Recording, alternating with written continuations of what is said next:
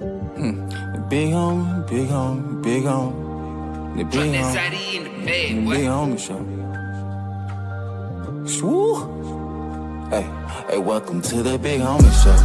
The big homie, the big homie, the big homie. The big homie, hey, welcome to the big homie show. Hey, the big homie, the big homie, the big homie. The big homie. With no further ado, I welcome Debo, your host. Like, comment, share, and subscribe before you go, and tell a friend about the big homie show. Ay, the big homie, the big homie, the big homie, the big homie. Hey, welcome to the big homie show. Drop that Zaddy in the bed, boy. Ay, the big homie, the big homie, the big homie, the big homie. Hey, welcome to the big homie show. Like, share, subscribe, hit that notification bell. Hype this video. You comment, I comment back. You feel me?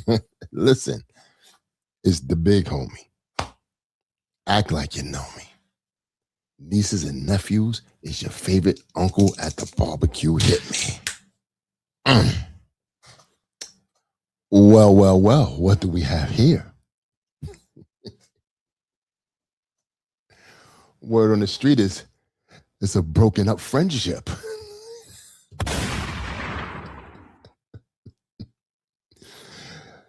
Eazy the Block Captain and Frozenberg has broken up. I'm not saying relationship wise, you know what I'm saying? I'm being respectful, but I'm talking about friendship wise. The friendship is over. Why is this news? I don't fucking know, but people are reporting on it. So the big homie is going to say a little something. Now, this was a transactional relationship from day one, okay?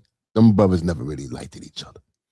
Both were using each other for what it was, you know? Eazy was using Froz for his capabilities of being a broadcaster for the battle rap community, and Froz was using the Eazy kid for whatever resources or connections he had with Rem. That's how I see it. Now, since he revealed it as far as Froz is concerned, he even told me over the phone when I had a conversation with him, Debo, don't you know, man, Rem was in the room when we had that conversation when I was about to do the interview. Rem was right there in the room. You know what I'm saying? Like, you know, after Papoose, 2 clean joints, 16 days later, they had to get the makeup artist, which was the sister of Eazy. And, you know, they was in the production studio. Rem was right there, hearing all the questions that was being asked. Oh, you can say that. That's cool. No, you can't say that. No, we can't say that. No, you can't say that. You definitely can't say that. All right, just scrap the whole interview. They had to do something. So that's where you get them softball questions. We ain't like it. Us as the fans wanted to know what the was going on. And between all that time, man, a lot of things was being manipulated, controlled, and everything under the sun. You understand? Everybody at that camp over there was being used and abused. Okay? And they say it was just a whole lot of BS. Now, from what a lot of media said, 'cause I've seen a lot of media here say this shit, that the Eazy kid would call them and shit, trying to control the ebb and flow of how they speak about him and stuff, and what he considers real and what should be reported. And some went with that. Some went with that. Some didn't. Some said, I'm not being compromised. You ain't compromising me. I don't give a F who you are. Salute to y'all bloggers, that's real.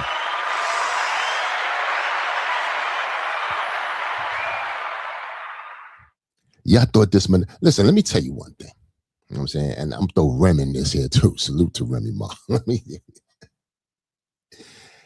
One entity cannot be controlled. That is battle rap. Battle rap does its own effing thing. You understand?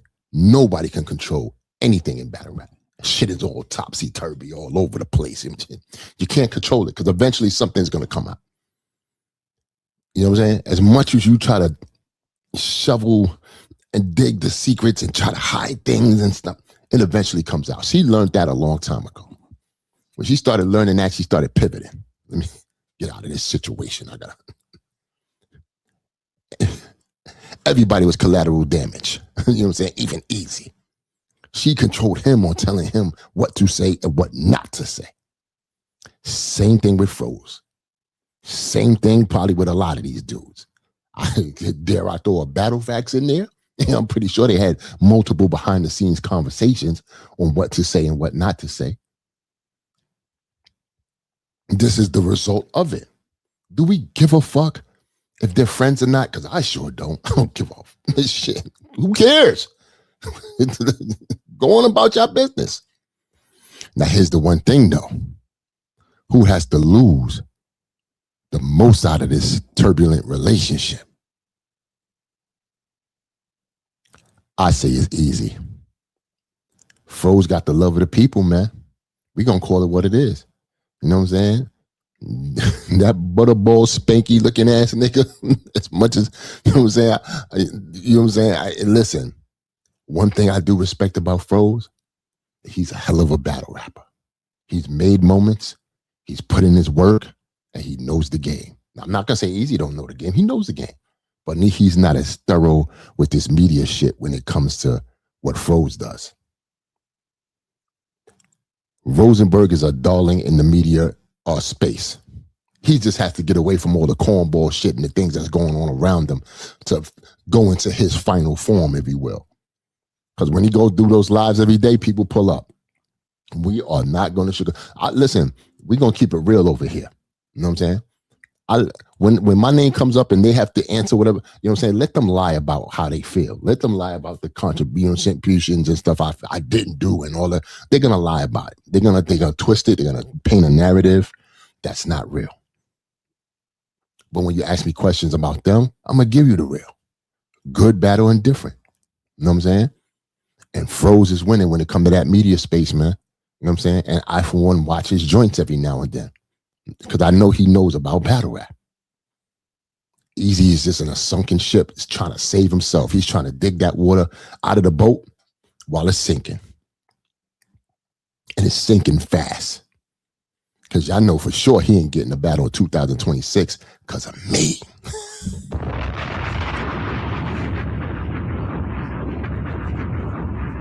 I ain't going to sit here and lie to you. When Beasley start thinking about, let me, nope. You think I'm playing? You think I'm playing? Wait, hold on. I'll call that nigga right now.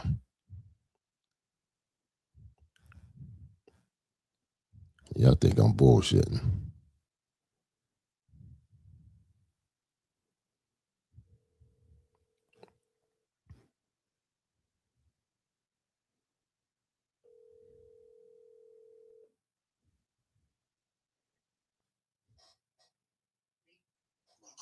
Hello? Yo, Bees. Yo, what's up? I'm doing my show. I'm just reminding you, don't ever book Eazy the Block Captain for a battle ever again. I'll talk to you later, my boy. One. You see? They pick up the phone. It's as easy as that. You ain't never getting the battle at URL. You want me to call Kenny? I'll call Kenny too at TBL. You ain't getting a battle there either. I don't have to call ARP. Shit, he or his mind is already made up. You're done. Where you gonna go? Does Sugar Mama even care about Chrome 23 anymore?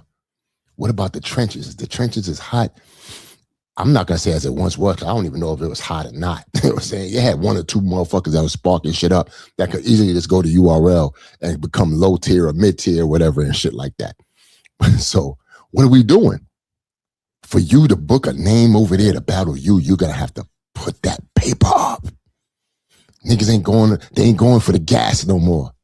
You're not the algorithm no more. To me, you never was the algorithm. Be honest with you, I do agree with they have to put your name in something for them to get views. Let's say that. Let's go with that theory, right? But why? We're not championing you. We're not bigging you up. Your name is not big because you're doing something great in the battle rap space. No. They are pissing and shitting on your name as we speak. Ill. All the way back from the 2 Clean Johns, you've been fucking up ever since. You understand? Like it's bad.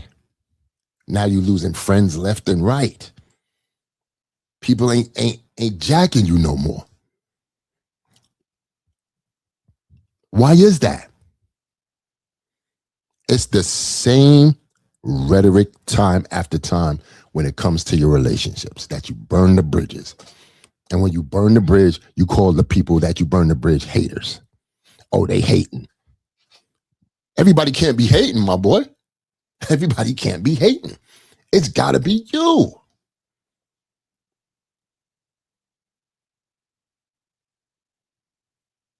Sometimes you got to humble yourself to get back to where you want to be. You know, that car you jumped in, you drove it. It was fast, 110 miles per hour. And then you just crashed it into a brick wall. Now you don't know what to do with yourself. I can see your confidence is lacking. You know what I'm saying? Your chest ain't out, back's not. You know, it's like, you know, we see it. It's dwindling.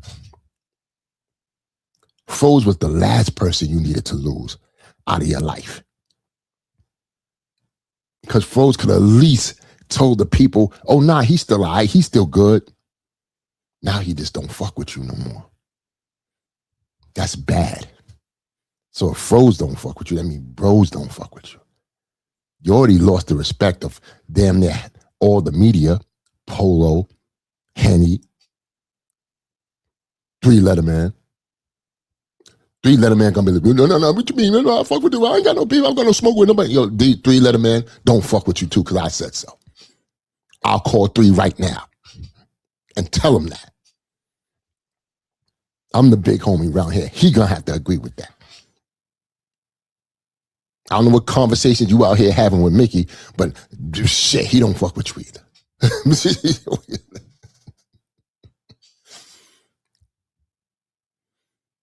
So I guess this is it. You know, I'm not looking for nobody's downfall. Don't get it fucked up. But I will say, humble yourself, my good brother. Because all you was a good battle rapper. All that other shit could have subsided.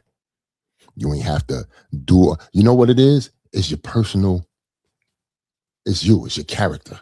It's how you are as a person. As life, when you go along, you were smart enough to have to fix that. You was like every project kid in the P's. They get 500K on their lap, never had nothing in life. 500K just come on their lap out of nowhere. They start losing their mind. They start telling everybody they know, fuck you, you a op, you hey, get the fuck out of here. You driving in cars through the hood, buying houses, but still coming back to the hood, spending most of your time over there, trying to impress everybody, trying to be bigger and litter than every fucking body else. While they look at you like a fool, where you could have did something with that money and never came back to the P's again. But you want people to see you as a big figure, as lit. You want to be as big as Sue Surf and Tay-Rock. When you was in gun titles, you felt that energy. You was on top of the world. And now all that shit crumbled down. Rock don't fuck with you. Chess don't even mention your name no more. Surf is like, who? He come back. He's not looking at you as a person to battle. Don't even ask for that. Rock gonna dub that. Nobody wants to battle. You. 2026, you might want to look at 2027 because you're out here begging for battles. Not even iBattle would probably want to book you right now. Yo, Lex, you know I rock with you, Lex. You know what I'm saying? My man, Lex.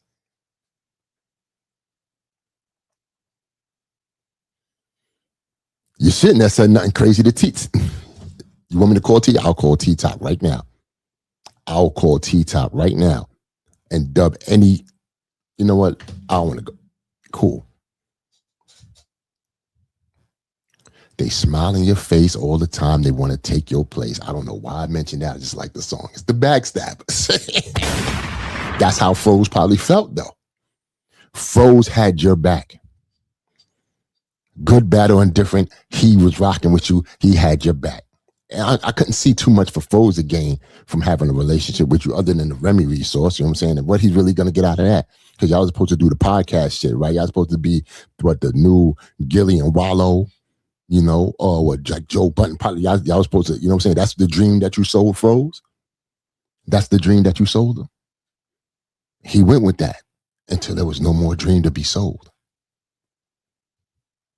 Now you telling everybody, watch Froz. Watch her. You know what? You going out. You going out to the point where you just not humbling yourself or taking accountability for your actions. Now you telling everybody to watch Froz. Like Froz is the snake. I don't see that.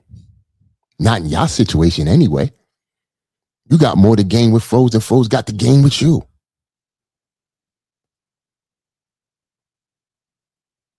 It's sad, bro, because you navigated and made poor decisions business-wise. I could go all the way back to the URL shit. What you needed was structure and organization in your situation. The only thing you had to do was curate your brand, your name, and just have battles and win them. And you'd have been on top of the world. You'd have been on gun titles. You'd have been having battles. And you'd have been the first name they would have been talking about besides Rock on URL. To this day, you would have been having money, cash money in your fucking pockets from every fucking battle had you just stood loyal. But you took a gamble like everybody else do. You rolled the dice. Shit wasn't nice. 1, 2, 3, aced out. Listen, man, that age-old saying, watch out on who you step on the way up, because you're going to meet them going back on the way down. Like, comment, share, and subscribe before you go, and tell a friend about the Big Homie Show. Ay, the big homie, the big homie, the big homie, the big homie. Hey, welcome to the Big Homie Show.